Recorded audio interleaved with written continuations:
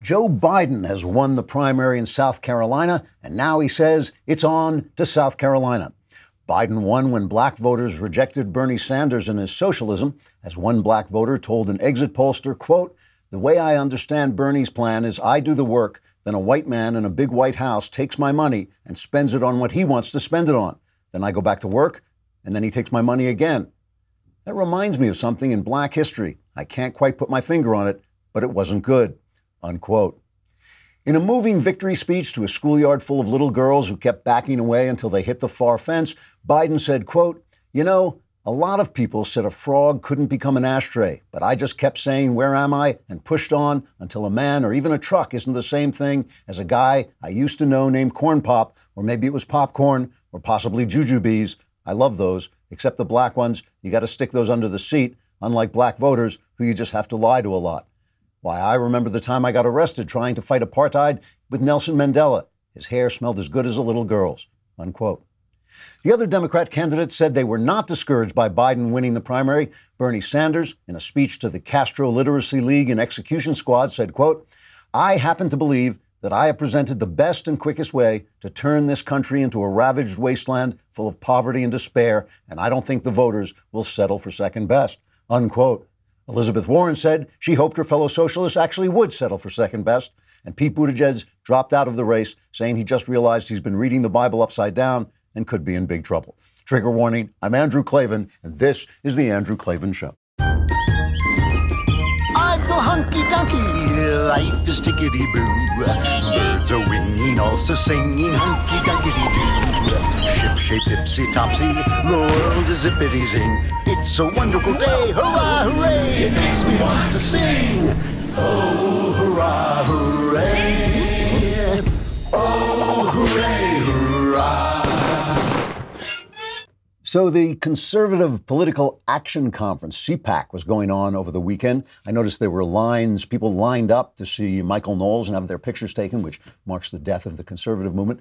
But Donald Trump was there giving one of his barn-burning and occasionally hilarious speeches to raucous applause. And meanwhile, nearby, an alternative conservative conference was taking place, the America First Conference with Nick Fuentes and Michelle Malkin.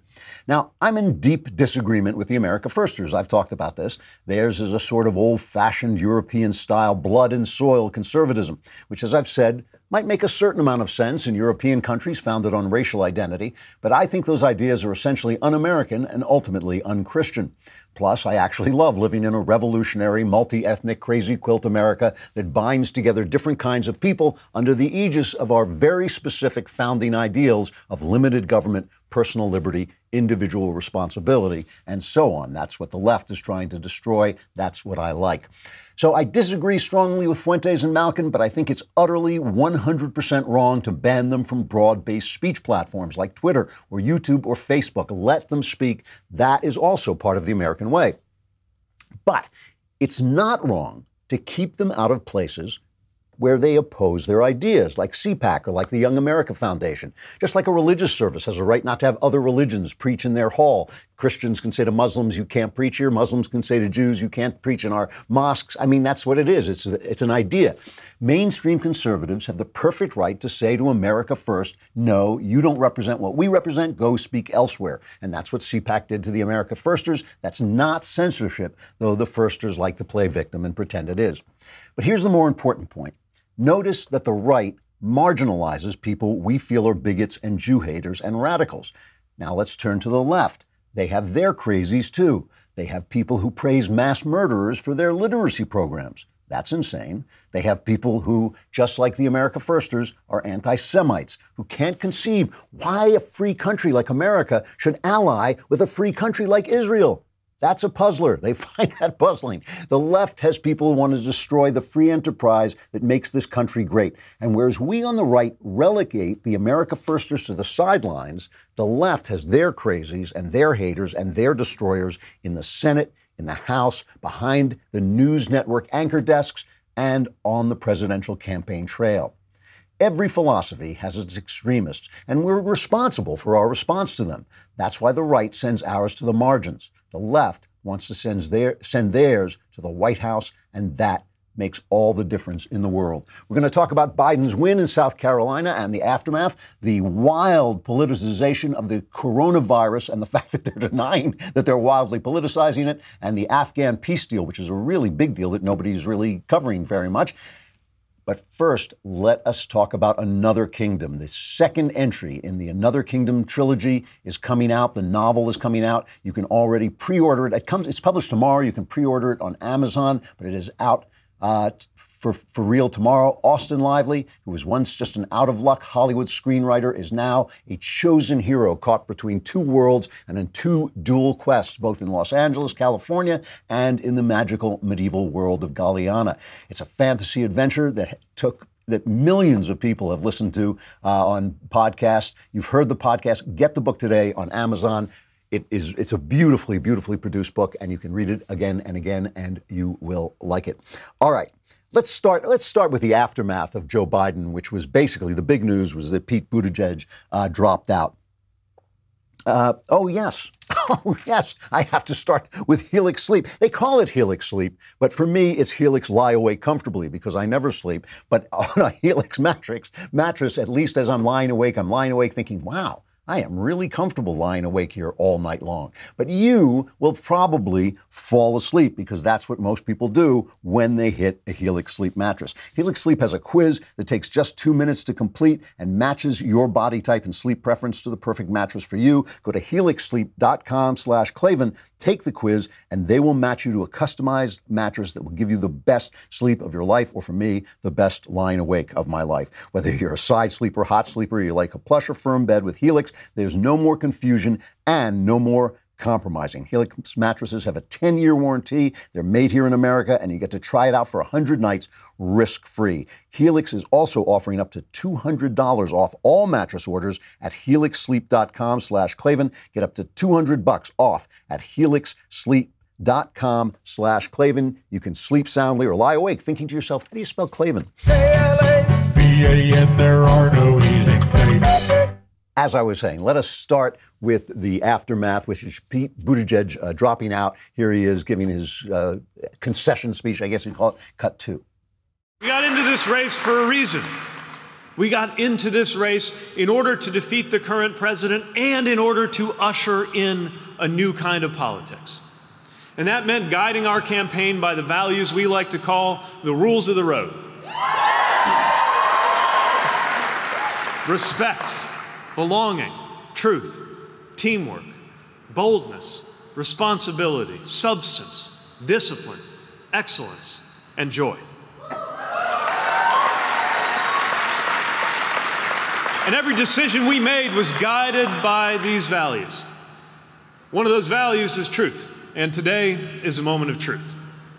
After a year of going everywhere, meeting everyone, defying every expectation, seeking every vote, the truth is that the path has narrowed to a close for our candidacy, if not for our cause. And another of those values is responsibility. And we have a responsibility to consider the effect of remaining in this race any further. So that's a lot of garbage because really he ran a windy, empty campaign that was an imitation Obama campaign. Here's him matched to Obama, cut 22. The way we do every other election, by giving it to the person who got the most votes. Just a thought. Brings us together. This country was built. And it is a movement reaching into church basements and barber and in our shops, into schools, universities and with our union kids. halls. And if we can light up the neighborhoods and we can light up the city. Shines as a beacon around the world once more. And This is our chance to answer that call. Come on.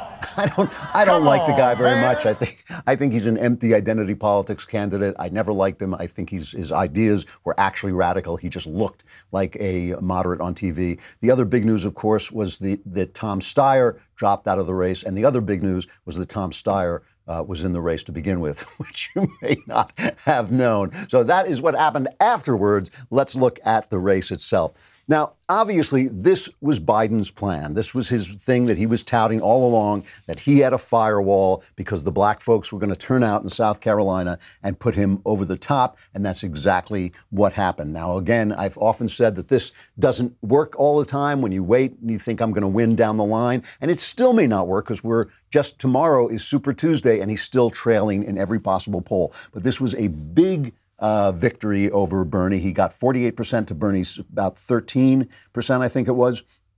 And also it means this was the first big state with a lot of delegates. And remember, the Democrats parcel out their delegates according to what percentage you won. You have to win over 15% most places, but then you get a partial amount of the delegates. So now Biden and Bernie are virtually tied. I think Biden has 54, Bernie has 58. So, I just want to bring you back. You heard me say last week, don't pay attention to the press telling you that Bernie has this thing sewn up. He is the front runner. There's no question about that. But he hasn't got it sewn up yet. And you have to remember when you're just a note when you're following the press that this is what I call the one run rule. Because if you ever watch a baseball game and one team, the Yankees, are one run up and Boston is one run down, you look in the Yankees dugout, they're kidding around, they're having a good time, they think everything's tickety-boo, they think everything's terrific. You look over to Boston, they're depressed, they're down. It's one run, that's one swing of the bat, and everything changes. So it's just human nature. You have this feeling that whatever is happening now is going to keep happening, and that is just not the truth. So here is Biden taking a hit at Bernie in his victory speech. This is cut 14. Join us. My fellow Democrats across America, join us. If Democrats want to nominate someone who will build on Obamacare, not scrap it, take on the NRA and gun manufacturers, not protect them. Stand up and give the poor a fighting chance and the middle class get restored, not raise their taxes and keep the promises we make, then join us. And if the Democrats want a nominee who's a Democrat, a lifelong Democrat,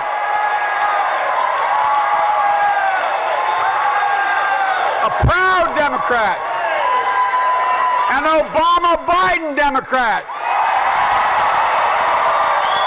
then join us. So that's Biden basically saying Bernie's not a Democrat, and as always, identifying himself with the popular last President Barack Obama. However, he still hasn't gotten Obama's endorsement, and here he is pretending that that's okay with him. This is cut 3. Isn't hurting me, and I don't think it's time. He and I have talked about this in the very beginning. I have to earn this on my own. Remember, George, the first thing that everybody said when I announced the opposition, the Democratic opposition, said, well, Biden feels entitled because he's vice president. Imagine had the president endorsed me. It would have been, well, Biden's entitled because he thinks he's entitled because the president endorsed him. The president and I are close friends. And I have no doubt when I win this nomination, he will be out there full bore for me. You're a lion, dog, face, pony soldier. He is a lion, dog, face, pony soldier. He would crawl on broken glass on his hands and knees naked to get that endorsement. And the only reason, and it is, Steve Bannon is now saying what I've been saying for a long time, that there's still this possibility that Michelle Obama or Hillary might get in if Bernie is the nominee, someone as a dark horse, as they used to call him, to oppose Bernie at the last minute.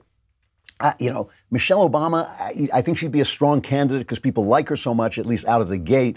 But I really don't think she wants it. I don't think Obama wants to go back.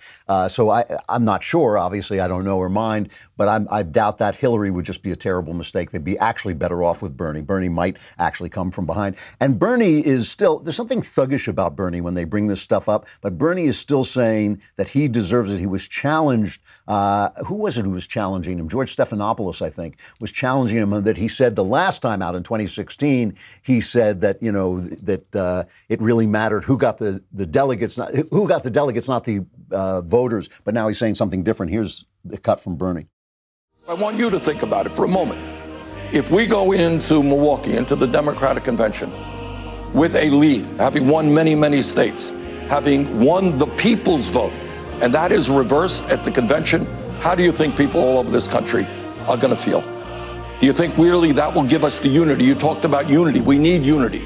If you reject the candidate who has the most votes from the people, and you win it through superdelegates and the Democratic establishment and the corporate wing of the Democratic Party, Do you think you're going to have the energy and the excitement of the grassroots movement to defeat Donald Trump?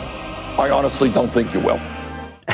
I think Bernie has a point here. You know, there's always the establishment always thinks the establishment candidate will win, but they haven't noticed that something is happening. Something is happening all across the West. What I think it is that the old ways have crumbled. The old ideas, the old consensus, the intra-agency consensus, as they put it, has crumbled, and the new consensus has not come along. Of the two candidates, not only is now Trump going to be the youngest man in the race, he is now the youngest guy by like 4 or 5 years in the race, but I think he's the one with the freshest ideas, oddly enough. I mean, freedom is always a fresh idea because there's always someone trying to take it away. But Bernie is basically saying the same thing he's been saying since I think it's 22. No, really, it's since the Soviet Union. He's been saying the same thing. He pretends it's different. I think of communism when I think of Bernie. You know, I don't know who said that. I just had a voice in my ear, but it's communism. It is communism. And people keep saying, well, they keep tagging him as being a communist. If you're praising Castro for his literacy program, you're a communist. I mean, you can hide it all you want. Biden, by the way, I mean, this is the thing that you should point out. The Democrat Party is now a leftist party. Biden has no spine. He has no principles. He has nothing he believes in. And if you don't think he is stupid enough to follow the Democrat Party down the socialist road, here is him talking to people about taxes. It's cut 6. Did really well with that $1.9 trillion tax cut that increased. Really good shape, right? Really changed your. Well, you did. Well, that's good. I'm glad to see you're doing well already, and I'm good. But guess what? If you elect me, you're not going to have your taxes are going to be raised, not cut. If you benefit from that. Like, you like the Trump economy? Well, vote for me and I'll destroy it. You know? And Obama did do that. You know, it is hilarious that Obama keeps claiming that he's responsible for the good economy. Although I noticed he went silent when the stock market tanked recently, but he keeps claiming that this economy is his economy. But what he can't answer, and what of course no one would ask him, is how can it be your economy when Trump had to get rid of all your regulations for the economy to take off the way it has? And here is my favorite cut of the weekend, is Biden talking to Chris Wallace, who's congratulating him on his victory and saying, is he going to have a funny nickname for Trump, the way Trump calls him Sleepy Joe? I'm not going to do it. I'm not going to try to, assign names and insults to the stable genius. This is a guy who doesn't know what he's doing. He doesn't know how to run the country. He is making us more unsafe the way he's responding to the coronavirus. He has done virtually nothing well that I can see. And so I can hardly wait to debate him on stage. I want people to see me standing next to him and him standing next to me. We'll see who's sleepy. Mr. Vice President, thank you. Thanks for your time. Please come back in less than 13 years, sir. All right, Chuck. Thank you very much. All right. It's Chris, but anyway. Chris. I just did Chris. No, I just did Chuck. I tell you what, man, these are back-to-back. Anyway. No, it's okay. I don't know how you do it early in the morning, too. Safe travels on the campaign trail. Thank you, sir. Thank you.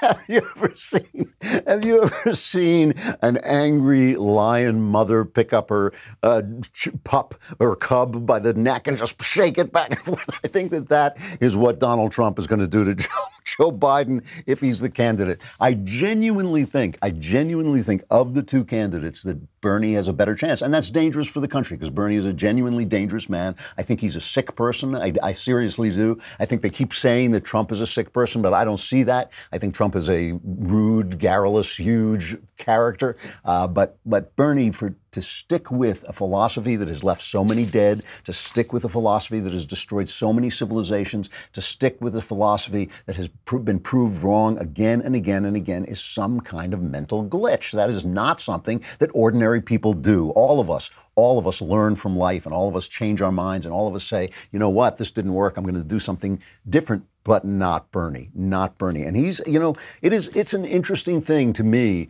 that he has this enthusiasm. He has the enthusiasm from young people because they have nothing to compare their lives to. They don't understand anything about that. But it is Trump. It is Trump who has the new idea, the fresh idea, for the simple reason that freedom is always a new idea. Freedom is always and ever fresh. Let us talk about brushing your teeth twice a day. You are supposed to do that at least for 2 minutes, and you're supposed to do it at least for twice a day, and Quip makes it easy. And it makes flossing simple too, which is also a big deal. I just went to the dentist and they praised me for my flossing, and I wish they'd give me a little trophy that I could put up, but they didn't. But it starts with an electric toothbrush. They have told me this again and again at the dentist. Using an electric toothbrush, use floss. Quip has refillable floss and will send you anti-cavity toothpaste. Quip's electric brush has sensitive sonic vibrations with a built-in timer and 30-second pulses to guide a full and even clean. The Quip floss dispenser comes with pre-marked string to help you use just enough.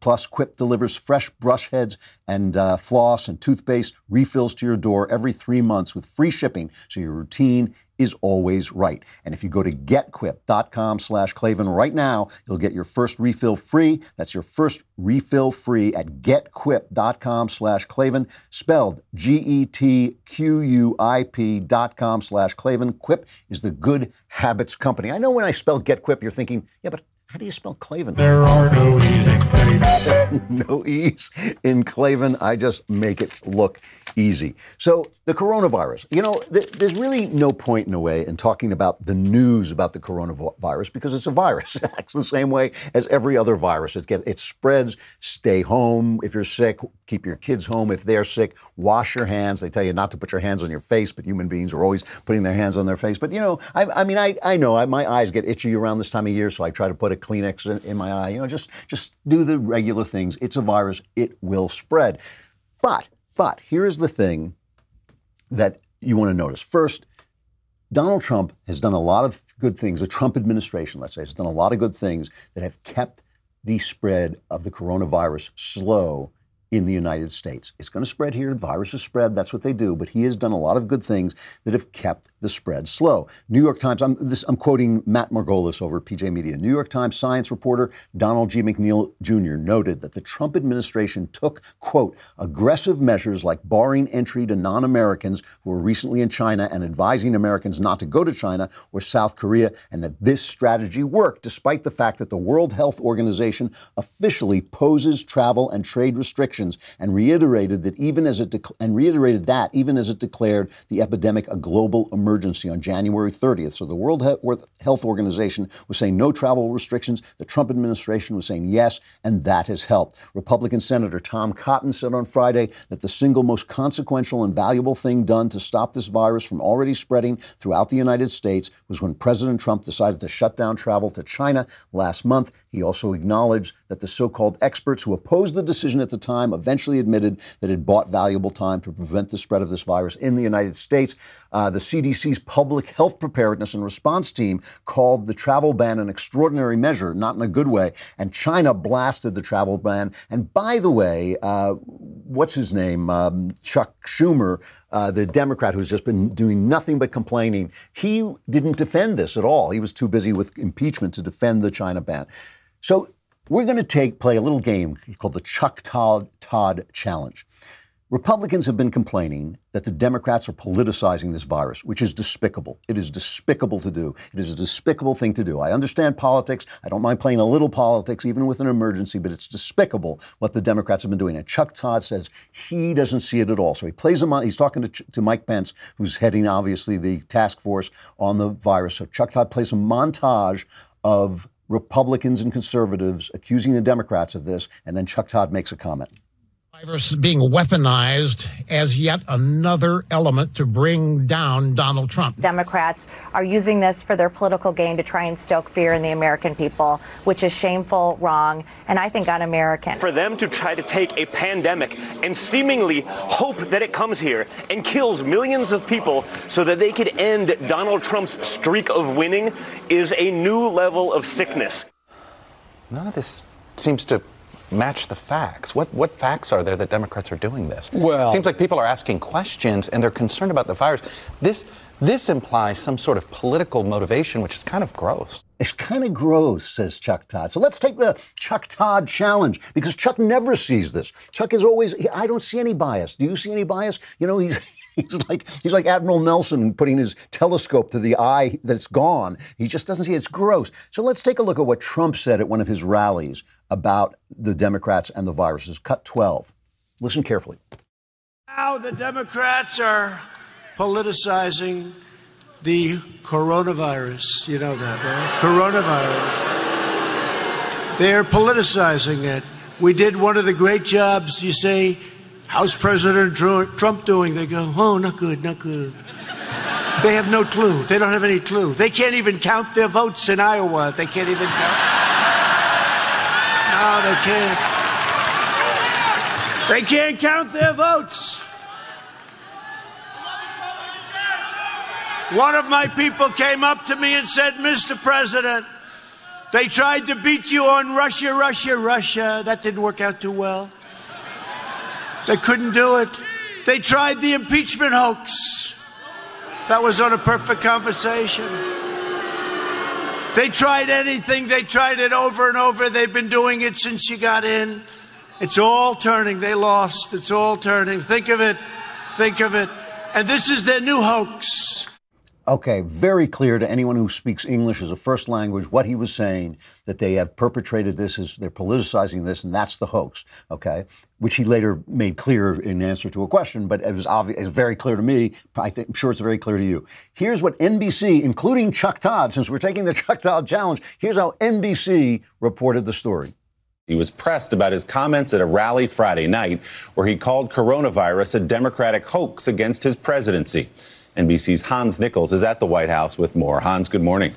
Good morning, Willie. President Trump was pressed to clarify his Friday night comments when he called concerns about coronavirus the Democrats' new hoax, suggesting that Democrats were inflating the threat for political advantage. Now, in that surprise press conference yesterday, the president tried to explain that the hoax he was referencing had nothing to do with the very real public health risk. I'm not talking about what's happening here. I'm talking what they're doing. That's the hoax. That's just a continuation of the hoax, whether it's the impeachment hoax or the Russia, Russia, Russia hoax. This is what I'm talking about. Certainly not referring to this. How could anybody refer to this? This is very serious stuff. How is this strategy going for him, where he's trying to have it both ways, sort of as candidate Donald Trump at the rally firing up the base and President Donald Trump in that briefing room? Well, I do think something changed when we had the first American death. I mean, you saw the president's tone changed a lot yesterday afternoon. So in other words, it was only the death that made him change from saying what he said to saying what he said, which was the same thing. He's backtracking by saying what he said, which was what he said. So he's backtracking. So that's Chuck Todd lying. And here's following the Chuck Todd challenge. Are the Democrats politicizing this? Here is Joe Biden, cut 15. I don't want to talk down the possibility of us being able to do this well. But, the idea that Donald Trump said just several days ago this was a Democratic hoax, what in God's name is he talking about? What in God's name is he talking about? Has he no shame? We're in a situation where, and I respect Vice President Pence and him being put in charge, but we should be hearing from the scientists. You're a lying dog-faced pony soldier. He's a lying dog-faced pony soldier. But not that the Democrats are politicizing this at all by taking anything out of context. No. Here is Bloomberg. Scott Pelley, who is a Democrat hack on CBS, actually stopped Bloomberg from saying this, although he didn't quite get it right either. I find it incomprehensible that the president would do something as inane as calling it a hoax, which he did last night in South Carolina. He said that the Democrats making so much of it is a Democratic hoax, not that the virus was a hoax. This is up to the scientists and the doctors as to whether there is a problem. Little Michael will fail. So Pelley almost gets it right. He said the Democrats were politicizing it. That's the hoax. They're blaming it on Trump. That's the hoax. Here's Maureen Dowd in the New York Times, a former newspaper. Her headline is, Trump makes us ill. Going viral is not a good thing this time. Gail Collins says, let's call it Trump virus. If you're feeling awful, you know who to blame. Hey, Chuck. This is the Chuck Todd challenge. Aren't these people politicizing this? Isn't this the Democrats and the press, but I repeat myself, politicizing a virus that is going to hurt some people and certainly has already made people sick?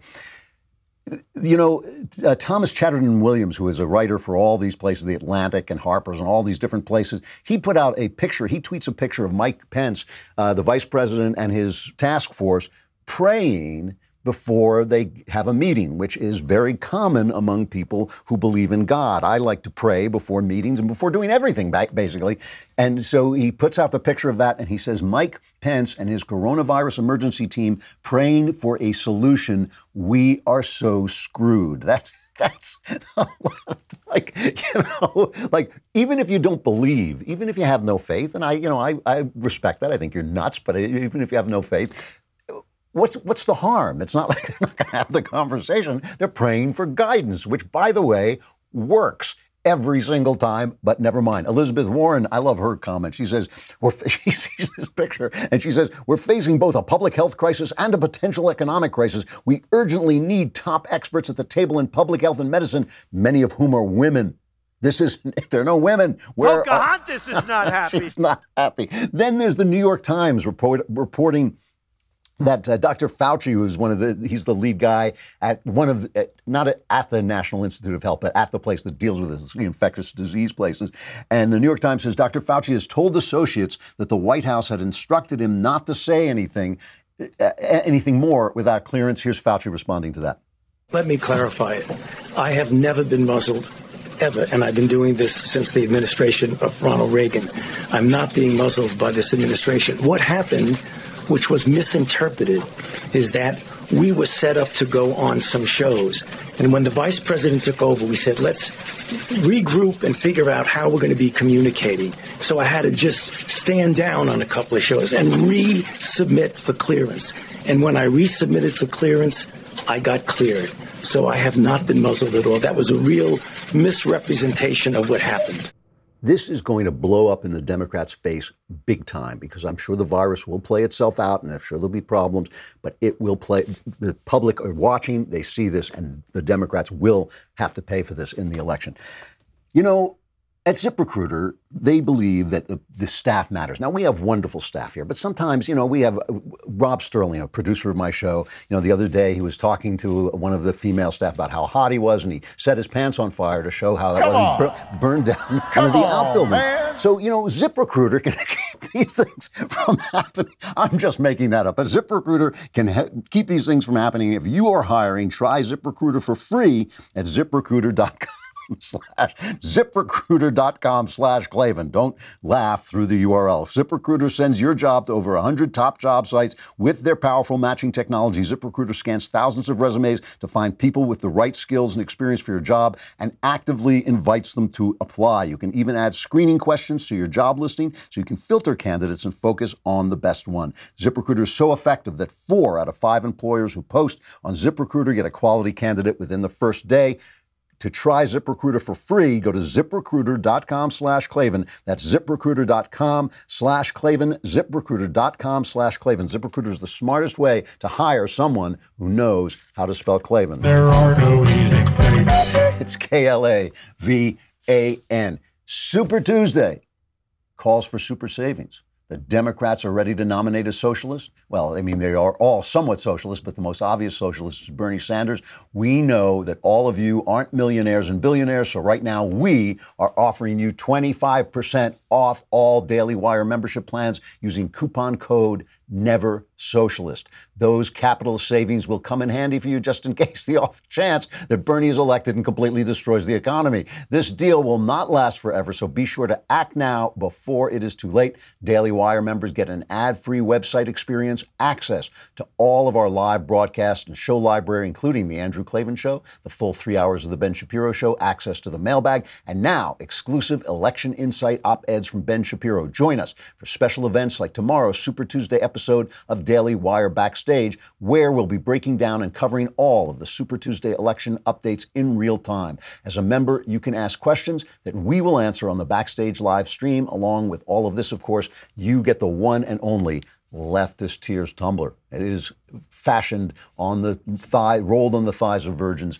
and made out of obsidian. And if you haven't already, download the Daily Wire app so you can get all of our great content on the go. Again, that's 25% off on Daily Wire memberships for all plans using coupon code NEVERSOCIALIST. Super Tuesday calls for super savings, so head on over to dailywire.com/subscribe. This deal does not last forever, so act now before it's too late. That's dailywire.com/subscribe. Also, we want to hear from you. Tell us who you think will win the Democratic nomination by texting us either Biden, Bernie, Bloomberg, or Warren to 83400, 83400. And on Tuesday night during our Daily Wire Backstage, we will analyze the results live. Again, text either Biden, Bernie, Bloomberg, Warren to 83400, 83400. And we will analyze the results on Daily Wire Backstage this Tuesday. And if you're wrong, we'll make fun of you. All right, we got to take a break from Facebook and YouTube. Come over to dailywire.com and take advantage of a great subscription deal.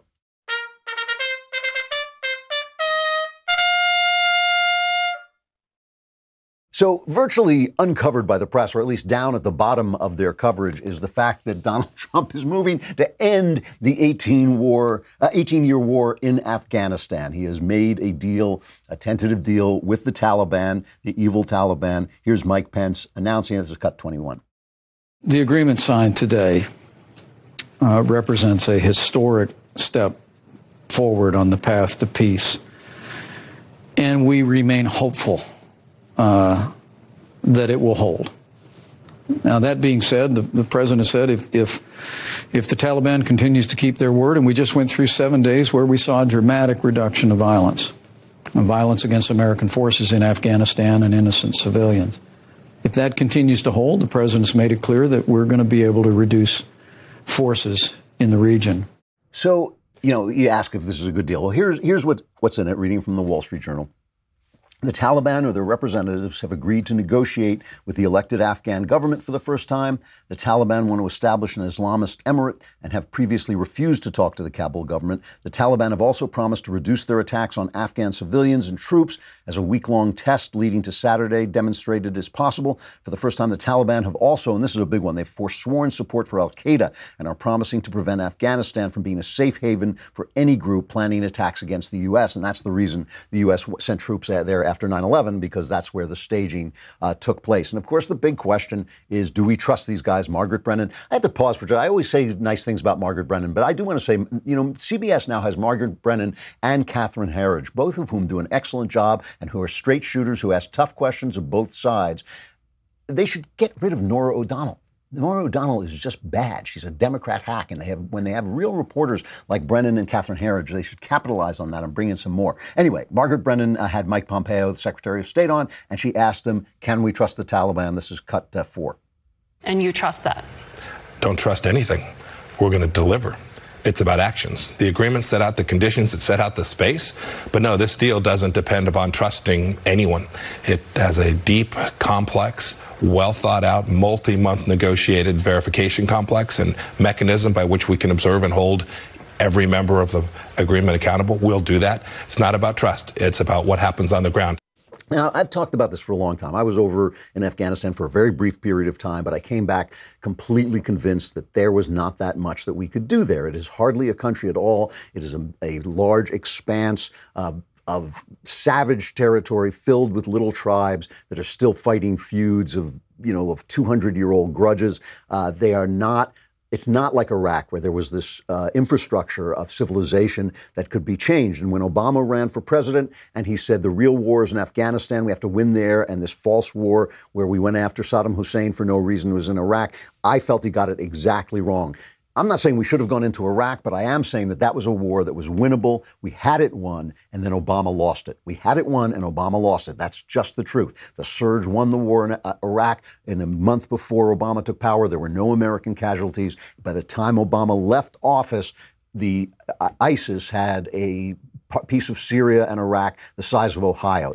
Was pure incompetence on Obama. You know, a lot of people say Obama was evil. I deny it. A lot of people say he was a Muslim spy, but he was an incompetent. And he was an incompetent because his philosophy was wrong, because his view of the world was wrong, because he didn't know how politics and human beings work. And all he was good at was electoral politics and identity politics. That's all he could do. Everything he touched turned to crap. That is just the truth of the Obama administration. So he came in and did exactly the wrong thing. He had a surge in Afghanistan, which was never going to help all that much. 18 years means that there could possibly be soldiers fighting in Afghanistan today who weren't born when the war began. That's no good. That is not the way you want to fight a war. Trump is right about this. He says we're a police force in there, and we're a police force in a country that essentially can't be policed. And it's Trump's desire, his absolute thundering desire to get us out of there, that is what is motivating this. And, you know, Pompeo says this. Here's cut 5 of Pompeo still talking to Margaret Brennan. Donald Trump is not going to take words on a paper. We're going to see if the Taliban are prepared to live up to the commitments they'd made. The Bush administration and the Obama administration both tried to get the words that were on the paper yesterday, that the Taliban would break from al-Qaeda publicly. We got that. That's important.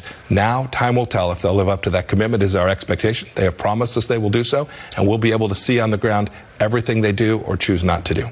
And whenever you end something like this, the question is, did our people die in vain? And here again from the Wall Street Journal, he says, this is their editorial page, our forces have denied terrorists a safe haven and protected the homeland from another large-scale attack. We've killed the al-Qaeda leadership, including Osama bin Laden. We've assisted a Kabul government that, while far from perfect, is free and democratic.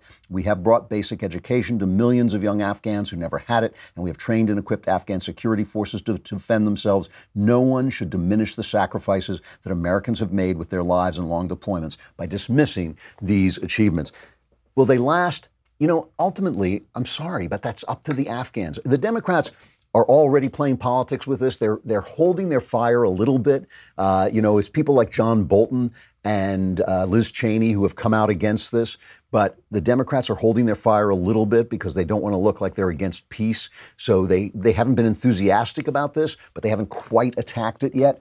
But the thing about it is ultimately the country belongs to the Afghans, you know, and it's like these Taliban people want an Islamist government. They come in, they murder teachers who teach. They did this. This is actually stuff they did. They murdered teachers who taught girls. They tortured girls for learning things. If the Afghans want that country, that's the country they're going to get. I wish I could reach out and protect every girl who comes under the rule of these Islamist monsters. I wish I could, but I know I can't. And that's a tragic fact of life. And it's a terrible, terrible thing. And it's one of the reasons when Democrats side with people like Ilhan Omar, they should question themselves and question the kind of philosophy they are linking with. But of course, it's possible. Look, the Afghan people are no worse than the American people, or better than the American people, except for the fact that they've been shaped by ideas. This is why, at the America Firster rally that I opened by talking about, they were saying, these conservative Inc., they call us, conservative Inc., the evildoers at conservative Inc., they just believe in these nebulous things like ideas. Well, ideas have big effects. Everything we're about is ideas. They think everything we're about is about the color of our skin. They think everything is about where we come from on the map. That we come from Northern Europe, and then we can do these. It's just not true. It's not even true scientifically. It's not. They keep thinking that they know genetics and all this stuff, but genetics accounts for very little of what people are. It's what happens after you were born and the way you're treated by people, and the way you're treated is governed by ideas, and ideas matter so much, and that is always what we're fighting for. We're never fighting. Me personally, I'm never fighting against people. I'm fighting against ideas and fighting against the people who spread bad ideas. And this is the thing in Afghanistan. Listen, Islamism is a terrible, terrible idea, but surely there is a version of Islam under which people can live in a civilized manner. I know there is. I know there has to be. People can transform religions by translating them through the God that lives in the human heart. And that has been done a million times with other religions. It can be done with Islam. If they're going to choose Islamism. If they're going to choose the Taliban, then the Taliban is what they're going to get, and there is nothing we can do about it. And I don't want to say that the people who died over there died in vain, because they helped people who were there. And each one of those lives is an individual life. Each one of those lives was made better because the Americans were there. But ultimately, that place, they call it the graveyard of empires for a reason. It's because empire after empire after empire, including the British, including the Russians, have gone in there and found that it just ate them alive. We need to get out. Trump is 100% right. This is a victory. All right, a final reflection this is from our friend Christian Toto at Hollywood in Toto. I always love Christian because he pays attention to the culture, which is something we don't pay attention to enough on the right.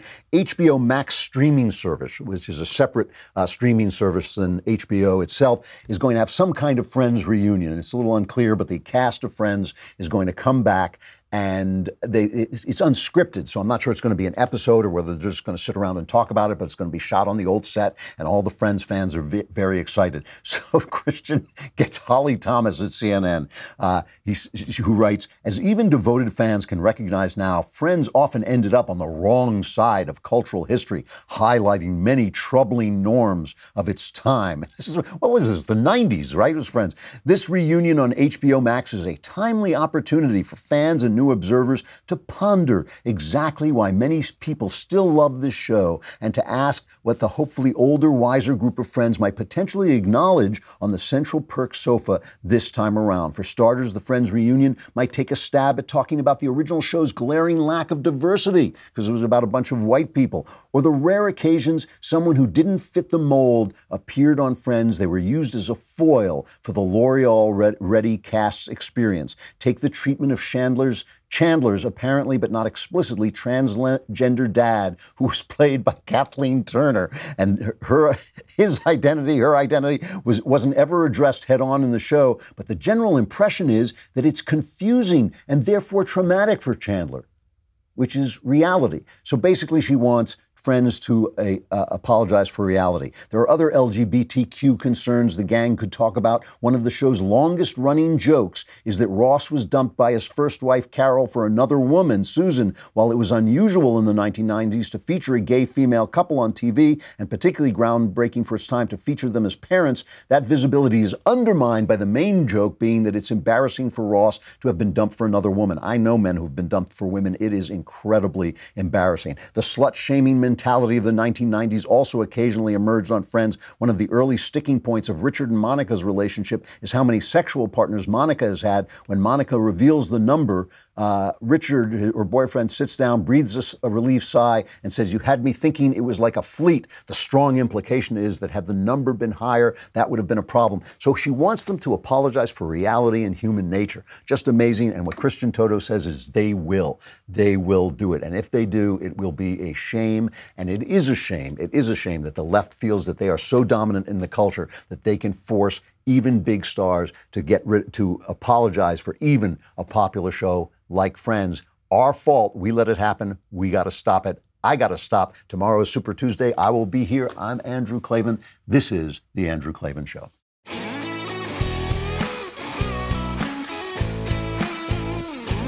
The Andrew Klavan Show is produced by Robert Sterling and directed by Mike Joyner. Executive producer, Jeremy Boring. Technical producer, Austin Stevens. And our supervising producer is Mathis Glover. Assistant director, Pavel Wydowski. Edited by Adam Sayevitz. Audio mixed by Robin Fenderson. Hair and makeup is by Jesua Alvera. Animations are by Cynthia Angulo. Production assistants, McKenna Waters and Ryan Love. The Andrew Klavan Show is a Daily Wire production. Copyright Daily Wire 2020. If you prefer facts over feelings, aren't offended by the brutal truth, and you can still laugh at the insanity filling our national news cycle, well, tune in to The Ben Shapiro Show. We'll get a whole lot of that and much more. See you there.